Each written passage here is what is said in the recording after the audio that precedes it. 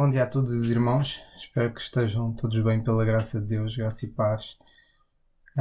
Espero que o Senhor nestes tempos continue a ajudar-nos e a abençoar-nos, principalmente para que nós, mais cedo ou mais tarde, possamos estar reunidos, de preferência mais cedo, que é esse o nosso desejo, voltarmos a estar juntos para também tomarmos a ceia juntos e também estarmos em comunhão uns com os outros e, de facto, até podermos ouvir estas mensagens pessoalmente nas reuniões e possamos também continuar a exortar-nos, a consolar-nos e ensinar uns aos outros pela palavra de Deus de forma presencial, pois sabemos que é o nosso desejo estarmos todos juntos e desfrutar da comunhão e do calor que só presencialmente podemos ter uns com os outros.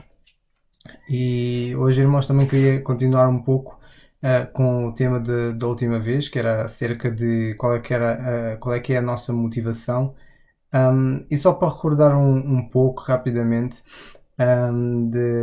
da última vez foi falado de dois tipos de motivação que nós hoje, e que muito atualmente é usado, que é a motivação pela cenoura e antes de mais, acerca da motivação é aquilo que nos leva a atingir certos objetivos, recordando mais uma vez, que é a motivação é um impulso que faz com que as pessoas ajam para atingir de acordo com alguns objetivos, e nós, no que toca à palavra de Deus e à vontade do Senhor, que de facto objetivos é que nós temos e qual é que é o impulso que nós temos para realizá-los.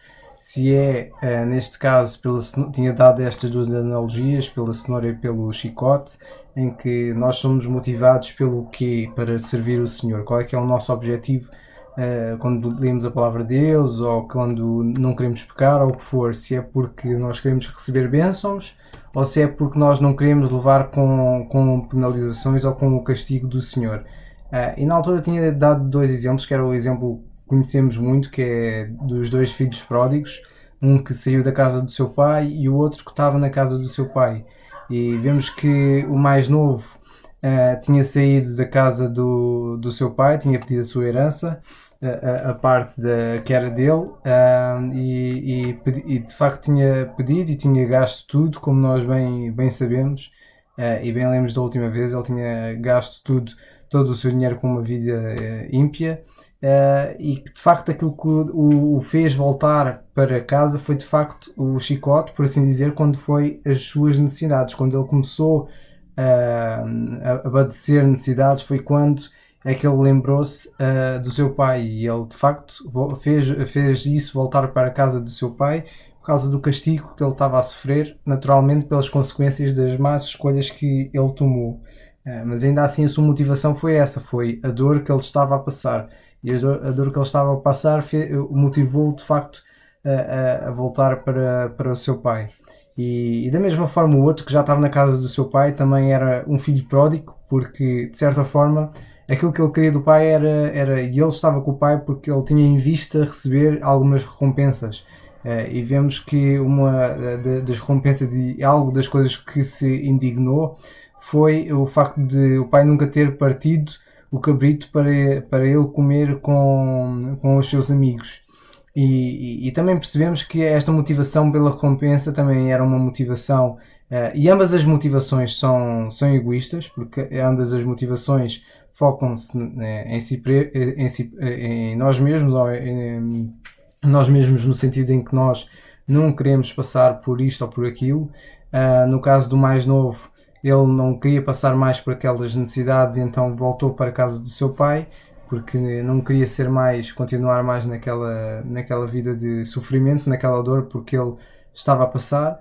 E o mais velho, aquilo que ainda poderia receber do seu pai, porque nós vemos na passagem de Lucas, no capítulo 15, versículos 28 a 31, vemos então o mais velho a indignar-se, e que não queria de facto festejar mais o pai e o irmão, e vemos que ele dizia que serviu ao pai e dizia: eis que te sirvo há tantos anos sem nunca transgredir o teu mandamento, e nunca me deste um cabrito para alegrar-me com os meus amigos. E na altura relembrando que na altura, nós, ao vendo esta passagem, vemos que ele, de facto, a sua motivação era aquilo que poderia receber do pai, e nunca foi a comunhão que ele poderia continuar a ter com o pai e com o seu irmão, pois vemos que a motivação dele era de facto alegrar-se com os seus amigos, e vemos que a sua alegria nem sequer estava na família ou no Senhor, ou neste caso especificamente com o seu pai e o seu irmão.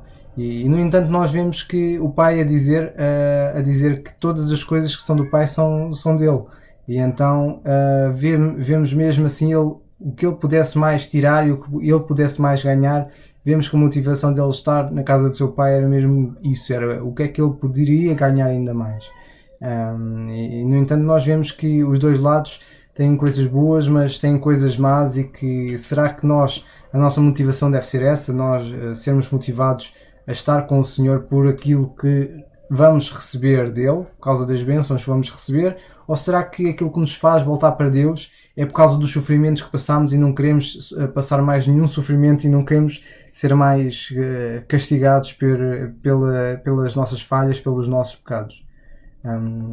É triste estas duas motivações, e é bom nós vermos na palavra de Deus a tirarmos lições tremendas acerca destes dois filhos pródigos, que apesar de ambos terem motivações diferentes, um por causa do castigo e outro daquilo que poderia receber, das bênçãos que poderia continuar a receber, vemos que ambas as motivações são egoístas, porque em nenhuma delas nós vemos a preocupação deles com o seu pai, com as necessidades do seu pai, e com, de facto, o querer estar continuar em comunhão com o seu pai.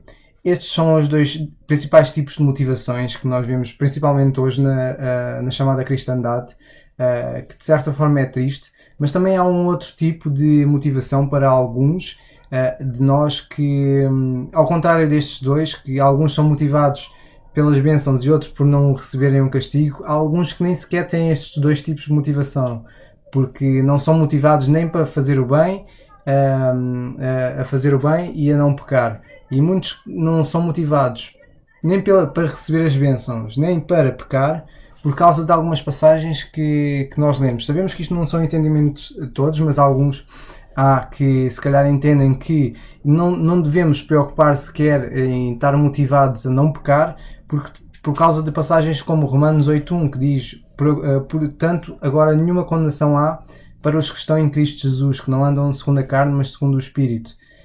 E ainda Romanos 5.6, que diz: porque Cristo, estando nós ainda fracos, morreu a seu tempo pelos ímpios. E outras passagens como Romanos 5.8, que Deus prova o seu amor para connosco, em que Cristo morreu por nós, sendo nós ainda pecadores. E também 1 Coríntios 15.3, que diz: porque primeiramente vos entreguei o que também recebi, que Cristo morreu por nossos pecados, segundo as Escrituras. Ou seja, alguns que não são motivados a não pecar, não se preocupam se pecam ou não, simplesmente porque já não existe julgamento sobre nós, e como Cristo morreu literalmente por todos os nossos pecados, seja voluntários ou involuntários, e então como não somos mais penalizados ou castigados, porque Cristo já foi por nós, então não precisamos ter mais a motivação ou o objetivo de não pecar, nem precisamos preocupar, nem estar motivados em não pecar, porque de facto Cristo já foi penalizado por todos os nossos pecados. E alguns ainda seguem com passagens como Romanos 5.20, em que diz: veio por aí além para que a ofensa abundasse, mas onde o pecado abundou, superabundou a graça. E ainda Romanos 6.14, porque o pecado não terá domínio sobre vós, pois não estáis debaixo da lei, mas debaixo da graça. Sim, é verdade que muitos mostram que Deus odeia o pecado e por causa disso não devemos pecar, por causa desta parte relacional com Deus. Mas verdade seja dita que mesmo tudo isso foi colocado na cruz, e nós hoje não somos castigados por pecarmos. E então alguns que têm este tipo de entendimento, que não se preocupam ou não estão motivados em não pecar, ou seja, não receber o castigo, ou não estão motivados pelas bênçãos, porque da parte do castigo é porque já não somos castigados, porque Cristo já o foi por nós. E aqueles das bênçãos vai ser do ponto seguinte que vou falar. Claro que isto de certa forma é uma visão distorcida, e aqueles que entendem que não devemos ter motivação para não pecar só porque Cristo já foi castigado pelos nossos pecados, isto é uma visão de certa forma distorcida e muito limitada acerca da graça de Deus, pois o próprio apóstolo Paulo, tendo em consideração isso, em que ele próprio diz: onde o pecado abundou, superabundou a graça, ele ainda assim continua a dizer, em Romanos 6, que diz o seguinte: porque o pecado não terá domínio sobre vós, porque não estás debaixo da lei, mas debaixo da graça. Pois que pecaremos porque não estamos debaixo da lei, mas debaixo da graça? De modo nenhum. Reparem que ele agora diz: não sabeis vós a quem vos apresentardes por servos para lhe obedecer, sois servos daquele a quem obedeceis, ou do pecado para a morte, ou da obediência para a justiça? Mas graças a Deus que, tendo sido servos do pecado, obedeceste de coração à forma de doutrina a que fostes entregues. E, libertados do pecado, fostes feitos servos da justiça. Falo como homem pela fraqueza da vossa carne, pois que, assim como apresentaste os vossos membros para servirem à imundícia e à maldade, para a maldade, assim apresentai agora os vossos membros para servirem à justiça, para a santificação. Reparem que, apesar de muitos dizerem que não se preocupam se estão a pecar ou não, ou se pecam ou não, por causa que Cristo já morreu por todos os nossos pecados, sejam voluntários ou involuntários, reparem que mesmo assim Paulo mostra que de facto nós hoje não estamos sobre o domínio nem sobre o reinado do pecado. O pecado não é o nosso Senhor, não é ele o nosso dominador, nem é o nosso rei. Nem é a lei a nossa motivação ou objetivo de cumprir ou satisfazer. Nós não devemos estar motivados ou não devemos estar preocupados. A nossa não preocupação com o pecado não deve ser porque de facto porque Cristo já morreu por todos os nossos pecados, isso não deixa de ser verdade, mas a nossa preocupação de não pecar é porque nós hoje não estamos debaixo do pecado. O pecado não é o nosso Senhor, para nós estarmos a servir o pecado constantemente, mesmo que seja de forma involuntária e despreocupada. Mesmo alguém despreocupado que não sirva um Senhor está a servir outro. E neste caso, se nós não estamos preocupados em não pecar, e neste caso fazer a vontade de Deus é também não pecar, se nós não estamos preocupados com isso, então, e não estando a fazer uma coisa, estamos a servir o outro lado. Não estando a servir a Deus, estamos a servir o pecado. Não estando no domínio da graça, estamos debaixo, estamos então a ser servos novamente do pecado. E não é isso que o apóstolo Paulo, naquela passagem de Romanos 6, Romanos 6, 14 a 19, nos ensina. Deixa-me aqui. Então, será que de certa forma nós também voltamos à estaca zero? Será que devemos na mesma ter a motivação de não pecar lá por não sermos castigados ou punidos? Sim e não. Mas também já lá chegaremos. O facto de nós não estarmos motivados a não pecar só porque já não somos castigados não quer dizer que não o devamos fazer, exatamente pelas razões uma das razões que já explicámos, que é de facto nós hoje não somos servos do pecado para o estar a servir novamente, nem estamos debaixo do domínio do pecado para andar a esse serviço novamente. Uma das coisas que precisamos compreender neste ponto é que nós não somos, de facto, atualmente não somos castigados por andar a pecar, nem vamos parar ao inferno sempre, estamos a ser condenados ao inferno por causa de todas as vezes que pecamos. E também não temos aquela visão de que lá porque eu pequei, perdi então a graça e perdi então o que Cristo fez por nós. Não, de facto, o que o Senhor Jesus Cristo fez por nós, Ele livrou-nos de toda a condenação de todos os nossos pecados, de toda a nossa vida. Mas ainda assim, nós devemos estar preocupados em não pecar, exatamente porque nós não estamos debaixo do senhorio do pecado. E de facto não é o pecado que é o nosso dono hoje, não é o nosso Senhor, e nós não andamos no seu território para de facto estarmos sujeitos à autoridade do pecado. Por exemplo, se eu estando no nosso país, em Portugal, claro que eu estou debaixo da autoridade do território em que eu ando. Se eu for para a Espanha, eu tenho de estar sujeito às autoridades espanholas, ou à Polónia, ou à Bielorrússia, ou ao Brasil, os Estados Unidos, ou o que for. Sabemos que o território onde andarmos temos de estar sujeito a essas leis. Mas nós hoje, pela graça de Deus, nós fomos salvos e fomos tirados do território do pecado. O pecado já não é a nossa autoridade, não é a nossa cidade. A nossa cidade, como a palavra de Deus diz, está nos céus. Nós somos cidadãos celestiais. Então, de facto, nós queremos fazer a vontade do nosso Senhor celestial e não o Senhor daqui da terra. E lá está daí a nossa vontade de não queremos pecar deliberadamente. Por isso, nós de facto preocupamos imenso com o não pecarmos, porque não é isso que queremos fazer, porque não estamos debaixo do senhorio. No entanto, isto é respeitante ao tipo de alguns que não são motivados, entre aspas, pelo chicote, no sentido em que eu não estou preocupado em obedecer a Deus por receber algum castigo, porque Cristo já morreu por todos os meus pecados. Claro que ambas as duas visões estão erradas, não devemos fazer as coisas com medo de receber o castigo de Deus, mas também não devemos estar despreocupados em se estamos a pecar ou não, lá porque Cristo morreu pelos nossos pecados. Não, devemos de facto ter o propósito que é fazer a vontade de Deus, que é esse o ponto que queremos chegar.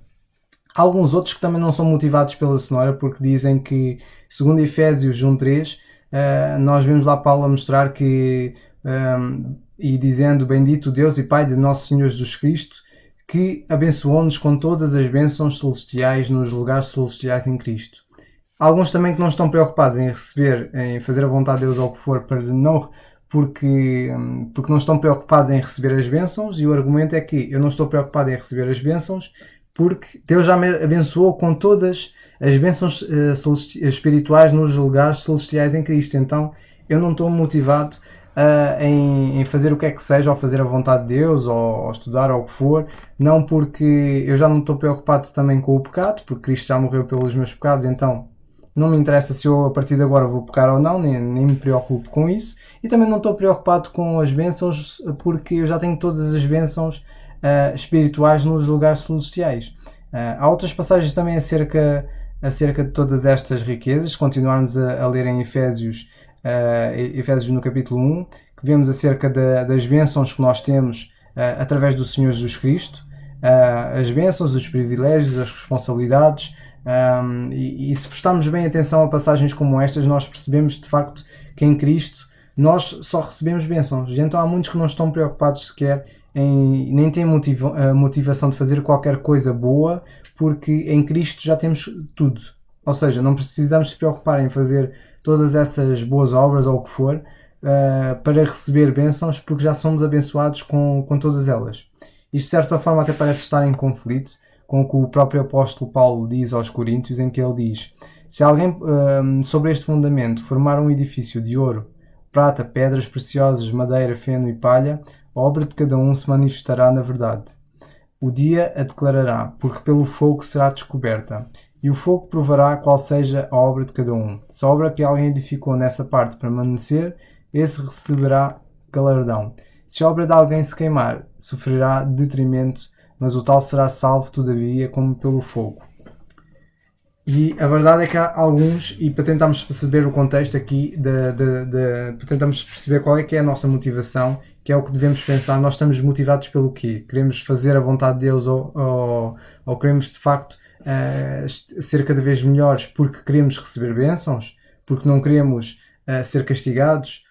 Será que também somos aquelas pessoas que, compreendendo a graça de Deus e de certa forma distorcida, então nem estamos preocupados com as bênçãos, nem com o chicote, porque o Senhor Jesus Cristo já morreu pelos nossos pecados, então não estamos preocupados mais em receber o castigo por causa dos nossos pecados, mas também não estamos preocupados em receber bênçãos porque já temos todas as bênçãos espirituais nos lugares celestiais. E olhando para estes dois tipos de motivação, que é a cenoura ou chicote, ou então nenhum dos dois, parece que entram em conflito. Mas, no entanto, para aqueles que não entendem exatamente a dispensação da graça de Deus e olham para os que dizem que não devemos fazer as coisas por medo ou punição para receber bênção, também uma coisa que não tem é a paz e as bênçãos, não vêm a paz e as bênçãos que já temos em Cristo. É de facto que não precisamos estar preocupados em cumprir a lei e obedecer à lei para não sermos castigados ou para recebermos bênçãos, porque vemos, por exemplo, acerca do povo de Israel, vemos que se eles obedecessem à lei, ou não eram castigados ou recebiam bênçãos. E é triste que alguns não têm paz, e não têm paz, ou eles próprios não têm paz com Deus, por causa deste medo constante que têm de estar a desobedecer a Deus e não conseguir cumprir a lei e serem castigados. É triste que este tipo de motivação da cenoura ou do chicote leva alguns a não terem o sossego e a paz que a graça de Deus de facto nos dá. Por outro lado, aqueles que não são motivados por nada disso também parecem que não compreendem de facto que Deus enviou aos nossos corações o Espírito do seu Filho que clama Abba Pai.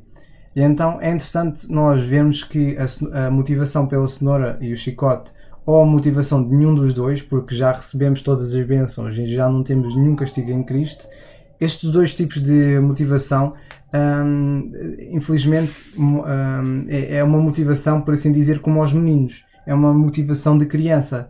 Porque, de facto, as crianças, uma criança que quando nós educamos uma criança, eu pelo menos não sou pai, mas sou filho, e a educação que muitas vezes que os pais davam era: se tu fizeres isto mal, ou por exemplo não estudares para o exame, então levas um castigo, e ou não podes jogar, ou não podes fazer isto ou aquilo, e então o castigo por eu não fazer algo, eu recebia um castigo, e muitas vezes nós somos educados e educamos os filhos desta forma: se tu fizeres isto mal, vais ser castigado.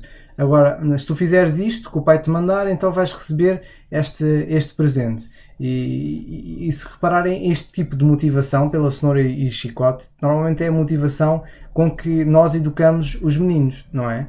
E muitas vezes, apesar de esse tipo de motivação, não é a motivação que nós devemos ter hoje. Hoje o Senhor, através da sua palavra, não nos ensina que pela sua graça nós hoje somos castigados ou somos educados ou ensinados pela cenoura e pelo chicote. A palavra de Deus, felizmente, mostra-nos hoje, e devemos aprender até com a história do povo de Israel, que nós hoje não somos, de facto, a nossa motivação não deve ser a motivação de receber bênçãos ou a motivação de não receber castigo, porque de facto já os temos em Cristo. E vemos que essa motivação, esse tipo de motivação, são uma motivação utilizada para educar os meninos. No entanto, também não devemos ter a visão exatamente oposta, que é a motivação daqueles: eu não vou fazer nada, né, mais para o Senhor, porque eu já tenho tudo e não vou receber nenhum castigo, então não estou preocupado sequer em ter comunhão com Deus, ou servi-lo, ou fazer o que quer que seja, ou não fazer, porque eu já tenho tudo em Cristo e também já não tenho nenhum castigo, então estou despreocupado, não me interessa mais se eu vou estar a pecar ou não. E a questão que se coloca é: qual é a motivação que devemos ter? Será que é essa do chicote e da cenoura, ou é o outro que não é de nenhum dos dois, porque já temos tudo, ter todas as bênçãos em Cristo e nenhum castigo em Cristo? Será que deve ser essa a nossa motivação? É interessante que o apóstolo Paulo, em Romanos 1, dá-nos a resposta de qual deve ser a nossa motivação, e é a partir daqui que queria entrar um pouco no ponto, para percebermos qual é que deve ser mesmo a nossa motivação. E ele diz em Romanos 1:9, diz o seguinte: porque Deus, a quem sirvo em meu espírito no Evangelho do seu Filho. Reparem que a motivação de Paulo, e que ele diz, a motivação dele é servir em meu espírito a Deus. Porque ele diz que porque Deus, a quem sirvo eu em meu espírito no Evangelho do seu Filho. Para percebermos tudo isto, precisamos de perceber que hoje, pela graça de Deus, nós somos considerados pelo Senhor como filhos adultos. E é interessante nós vermos este tipo de... Há uma expressão da Bíblia que nós lemos muito, que é a expressão de filhos de adoção, ou adoção de filhos, e que muitos, quando lerem a palavra adoção em várias passagens da Bíblia, como por exemplo Romanos 8:15, ou Romanos 9:4, Efésios 1:5 ou Gálatas 4:5. Eu citei só estas passagens só para depois os irmãos mais tarde irem ler. São passagens em que é falado de filho de adoção, ou que somos recebidos como adoção de filhos. A adoção de filho é a expressão que nós vemos na palavra de Deus, que é utilizada para mostrar que Deus hoje considera-nos como filhos adultos. Estes filhos adultos têm muito que se lhe diga. E a parte de Romanos 1:9, que queria aqui citar, qual deve ser a nossa motivação. A nossa motivação deve ser, de facto, a mesma de Paulo, que é servir a Deus no Espírito, no nosso Espírito, no Evangelho do seu Filho. Ou seja, a nossa motivação é, de facto, servir ao Senhor e através do Evangelho do seu Filho. No entanto, nós, para percebermos isso, temos de perceber, de facto, isto, que é: Deus hoje trata-nos como filhos adultos. E é interessante nós vermos estas passagens na Bíblia que falam de adoção de filho e adoção, filhos de adoção ou adoção de filho, de filhos. São passagens que de facto consideram que esta adoção de filho é para nos ensinar que de facto nós hoje somos considerados por Deus como filhos adultos. E somos considerados, e os filhos adultos são aqueles filhos que já são vistos como herdeiros, já recebem as bênçãos dos seus pais, e assim como as responsabilidades, ou seja, já são praticamente tratados de igual para com o seu pai. No entanto, alguns, quando leem adoção de filhos ou filho de adoção, acham que as passagens que falam acerca da adoção entendem que é simplesmente ou é meramente o ato de receber um estranho na sua família e reconhecê-lo como filho. No entanto, a palavra de Deus dá-nos imensa luz sobre esta questão, que é o que é de facto a adoção de filho ou filho de adoção. Resumidamente, que já tinha dito, a adoção de filho é a palavra para nos mostrar que Deus trata-nos como filhos adultos. Mas, no entanto, nós, ao lermos esta passagem, entendemos como é que nós hoje recebemos esta adoção de filhos ou filhos de adoção. A passagem que dá mais luz acerca desta questão, que deve-nos ajudar a perceber qual é que é a nossa motivação, e a nossa motivação hoje deve ser a motivação de filhos adultos de Deus, que de facto deu-nos esse estatuto. Nós, se lermos na carta aos Gálatas, no capítulo 4 e versículo 1 a 7, nós vamos ler o seguinte: Digo, pois, que todo o tempo que o herdeiro é menino, em nada difere do servo, ainda que seja senhor de tudo, mas está debaixo de tutores e curadores até ao tempo determinado pelo pai. Assim também nós, quando éramos meninos, estávamos reduzidos à servidão, debaixo dos primeiros rudimentos do mundo. Mas, vindo a plenitude dos tempos, Deus enviou o seu Filho, nascido de mulher, nascido sob a lei, para redimir os que estavam debaixo da lei, a fim de recebermos a adoção de filhos. E porque somos filhos, Deus enviou aos nossos corações o Espírito do seu Filho, que clama: Abba, Pai. Assim, já não és mais servo, mas filho. E se és filho, és também herdeiro de Deus por Cristo. Reparem que se nós lemos bem esta passagem, e lemos várias vezes, nós vemos uma coisa. Vemos que quando o herdeiro ainda é menino, ele não difere do servo. Exatamente como a passagem da carta aos Gálatas, logo no versículo 1, ele diz-nos exatamente isso. Que o filho, quando é menino, ou neste caso o herdeiro, quando é menino, ele de facto não difere nada do servo. Reparem também este herdeiro, o herdeiro quando é menino, além de não diferir nada do servo, ele ainda assim continua a ser senhor de tudo. Ele é senhor de tudo e não difere nada do servo. Isto mostra-nos que, apesar dele ser senhor de tudo, ele não tem direito a tudo ainda, porque ele ainda é como servo. Porque reparem que o servo, e alguém que tinha servos naquela altura, os servos não têm direito às riquezas dos seus senhores. Os servos não têm direito aos privilégios, ao estatuto, à filiação que o seu senhor tem. Os seus servos praticamente não têm direito a nada, por assim dizer. E de certa forma o que têm é porque o senhor lhes dá. Mas reparem que o herdeiro, aqui nesta passagem, mostra-nos que o herdeiro é igual a servo. Mesmo sendo senhor de tudo, ele é como ao servo. Ele não tem direito a nada disso e, pelo contrário, ainda tem de servir. Mesmo sendo senhor de tudo, ele não recebe aquela filiação, aquele estatuto que lhe dá direito e as responsabilidades a assumir todas as coisas que de facto é do seu pai ou dos seus ascendentes. E então nós vemos nesta passagem isto mesmo, que de facto um menino, o herdeiro quando é menino, ele não difere do servo, é como um servo, mesmo sendo senhor de tudo. E isto mostra-nos de facto isso, que ele sendo como servo, mesmo sendo senhor, não tem direito a nada disso ainda. Reparem que também que o herdeiro, quando é menino, ele está debaixo de tutores, ou seja, supostamente há pessoas que estão abaixo do seu pai, que obedecem ao pai do menino, que ainda assim estão acima dele, ou seja, nós temos o pai, temos os tutores e depois temos o menino. E vemos que o menino está debaixo de tutores e curadores, ou seja, está debaixo de pessoas que o ensinem, que o eduquem, que o exortem, que tratem dele até ao tempo determinado pelo pai. Ele é ensinado, ele é cuidado, até que o pai de facto o considera o quê?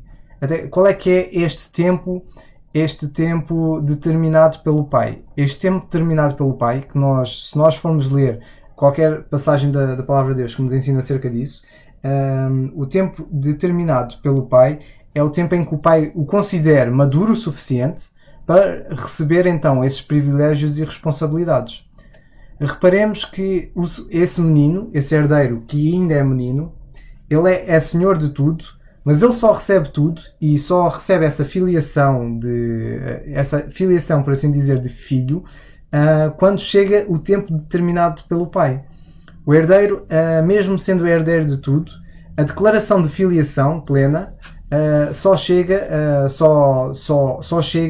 após esse tempo ter sido determinado pelo pai. E de certa forma nós entendemos que o tempo determinado pelo pai é quando o menino chega a adulto, quando o menino tem a maturidade. E é importante nós percebermos isto, porque isto mostra-nos como é que Deus olha-nos para nós, e vemos o Senhor a utilizar esta passagem de Gálatas 4, 1 a 7, para mostrar-nos como é que Deus hoje nos considera adultos. E para isso nós temos de perceber como é que o menino, o herdeiro, sendo menino, ele não diferia do servo, ele tinha de servir, era de forma, em termos de estatuto, era igual ao servo, mesmo sendo senhor de tudo, porque ele era herdeiro, mas ele de facto ele só está neste estatuto de servo, e só é igual ao servo até ao tempo determinado pelo seu pai. E de certa forma, o tempo determinado pelo seu pai é quando o menino chegasse a adulto, chegasse ao homem, fosse varão, fosse de facto maduro no seu entendimento e sabedoria também. E vemos que ele, até chegar a essa fase, ele tinha de ser educado e poderia ser educado pelo chicote, pela cenoura, pelo que fosse, e ele tinha de ser educado dessa forma até chegar ao ponto em que o pai o considerava como de igual para igual, e de igual para igual era quando o considerava como homem, é quando ele era considerado como homem, e esse tempo chegava, determinado pelo pai, e o pai entendia, chegou agora o tempo de ele ser considerado homem maduro, vai então ele receber essa filiação plena, e vai ser considerado de facto como homem maduro, e vai receber essa filiação, esse estatuto, e essas bênçãos, ou privilégios, e essas responsabilidades. E é quando ele vai deixar de ser igual ao servo, e vai passar a ser igual, estando na mesma posição do pai.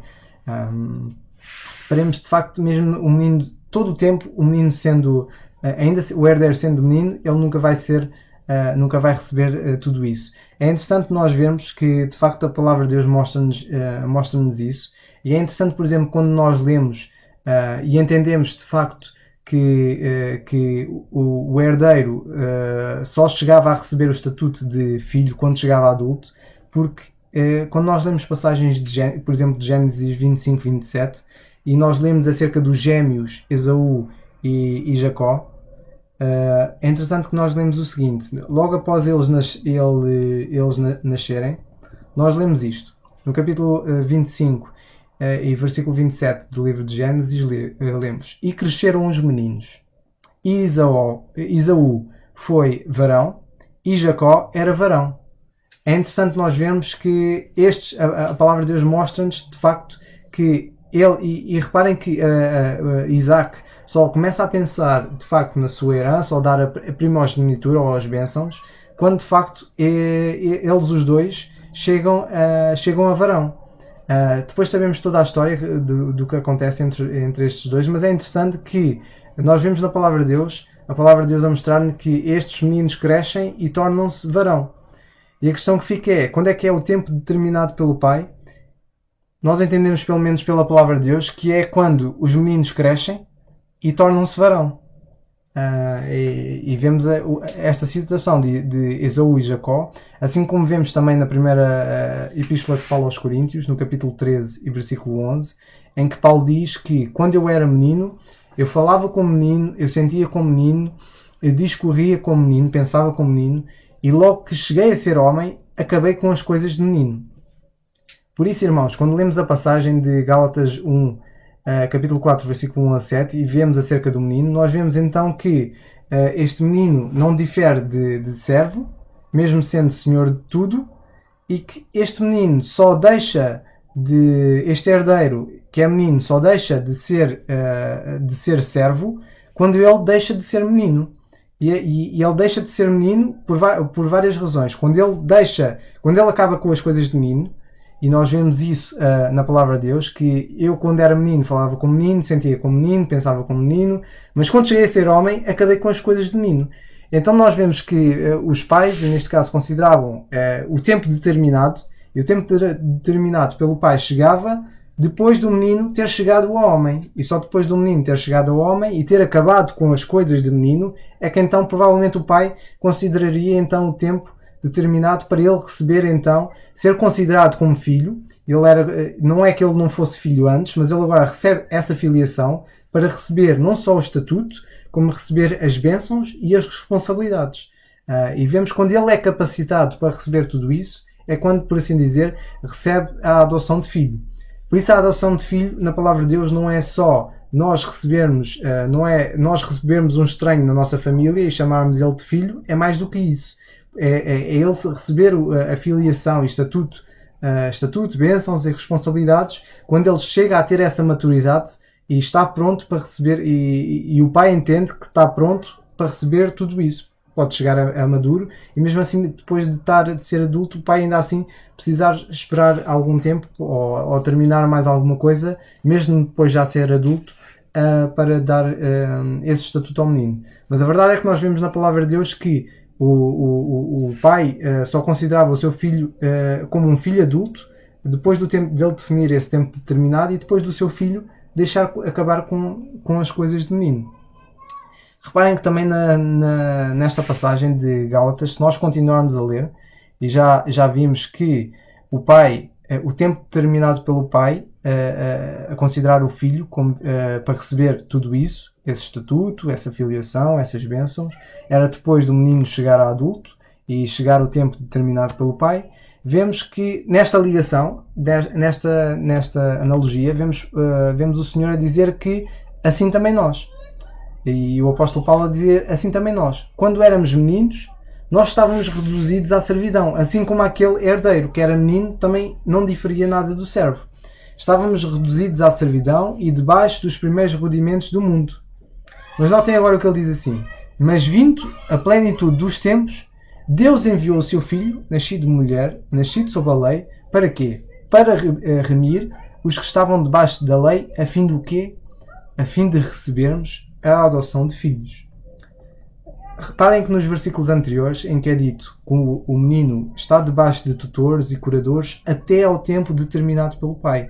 Quando esse tempo determinado do pai chegava, era então o pai que dava esse estatuto e esse privilégio ao menino. E também hoje, e nós vemos que depois desta analogia, ele também mostra-nos que assim também nós, quando éramos meninos, sendo meninos, nós estávamos reduzidos a toda essa servidão, debaixo dos primeiros rudimentos do mundo, mas reparem que ele diz, quando veio o Filho, quando veio a plenitude dos tempos, Deus enviou o seu Filho, para quê? A fim de nós recebermos a adoção de filhos.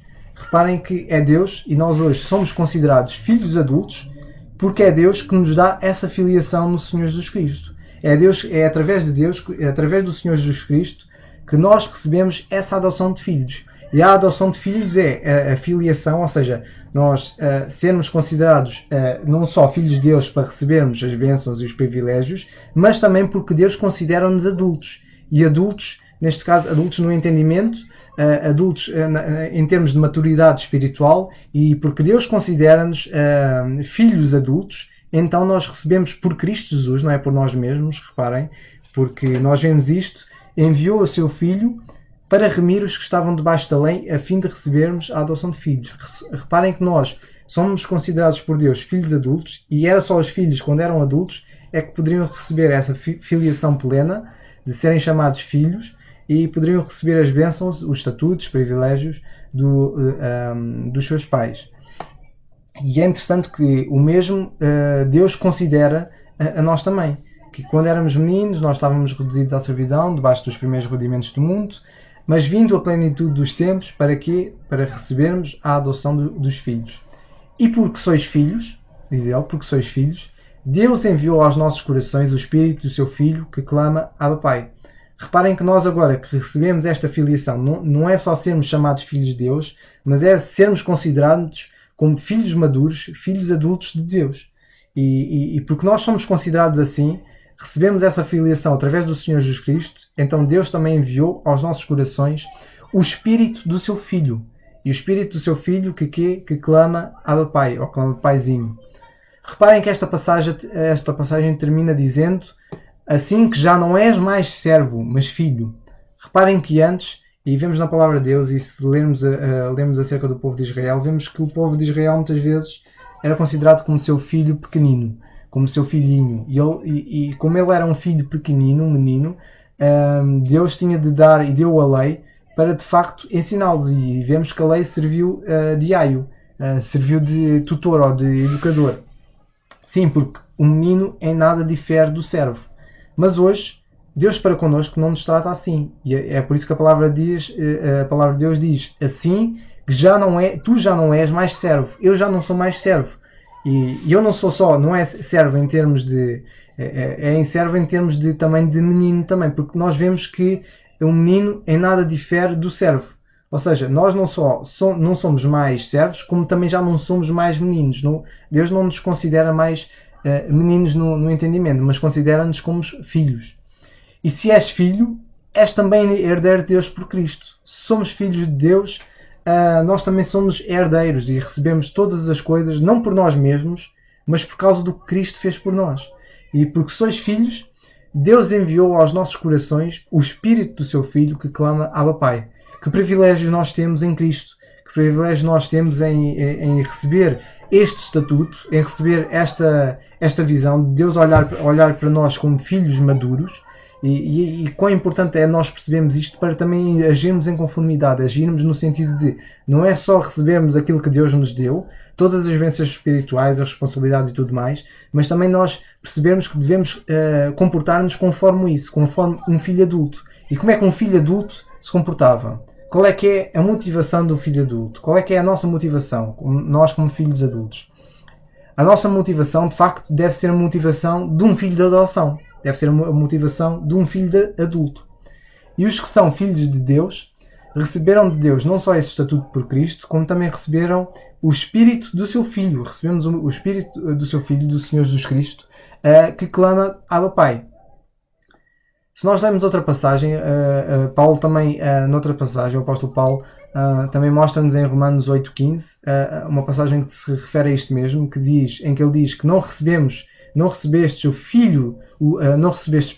o espírito de escravidão, para outra vez estardes em temor, porque reparem, o menino, o herdeiro, quando é menino, e que não difere nada do servo, ele está sempre em temor, porque está sempre em temor de ou ser castigado, ou de não receber as bênçãos, mas nós não.